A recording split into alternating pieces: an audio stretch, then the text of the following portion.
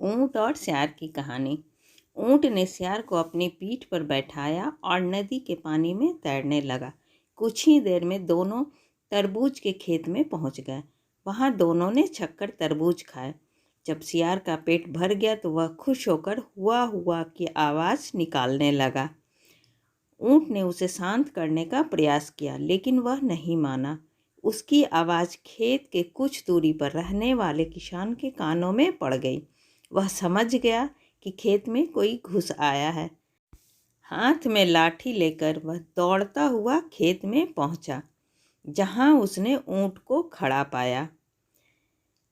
किसान को देखकर सियार पहले ही भागकर एक पेड़ के पीछे छुप गया। अपने विशाल शरीर के कारण ऊंट के लिए कहीं छिपना संभव नहीं था, इसलिए वह वहीं खड़ा रह गया। ऊंट को देखकर किसान आग बबूला हो गया। उसने उसे लाठी से पीटना शुरू कर दिया और पीटते पीटते खेत से बाहर खदेड़ दिया। ऐसी जबरदस्त धुनाई के बाद बेचारा ऊंट कराहते हुए खेत के बाहर खड़ा ही था कि पेड़ के पीछे छुपा सियार चुपके से खेत से निकलकर उसके पास आ गया। ऊंट ने सियार से पूछा, तुम खेत में क्यों चिल्लाने लगे? मित्र, खाने के बाद अगर मैं हुआ की आवाज़ न निकालूं तो मेरा खाना नहीं पचता, सियार ने उत्तर दिया। उसका उत्तर सुनकर ऊंट को बहुत क्रोध आया, लेकिन वह चुप रहा।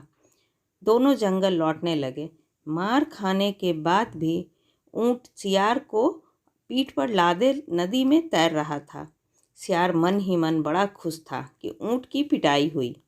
जब वे बीच नदी में पहुंचे तो अचानक ऊंट ने पानी में डुबकी लगा दी। सियार डर के मारे चीखा, ये क्या कर रहे हो मित्र? मुझे खाने के बाद पानी में ऐसे ही डुबकी लगाने की आदत है, ऊंट ने उत्तर दिया। सियार समझ गया कि ऊंट ने उसके किए का बदला चुकाया है। वह बड़ी मुश्किल से अपनी जान बचा पाया और पूरी रास्ते डरा सहमा सा रहा। उसे अपने किए का सबक मिल गया था। उस दिन के बाद से उसने कभी ऊंट के साथ चालाकी नहीं की। इस कहानी से हमें यह सीख मिलती है कि जैसा करोगे वैसे भरोगे, यानी जैसे को तैसा। ऐसी ही अच्छी और ज्ञानवर्धक कहानी सुनने के लिए प्लीज़ आप मेरे चैनल को सब्सक्राइब ज़रूर करें। तब तक के लिए बाय बाय।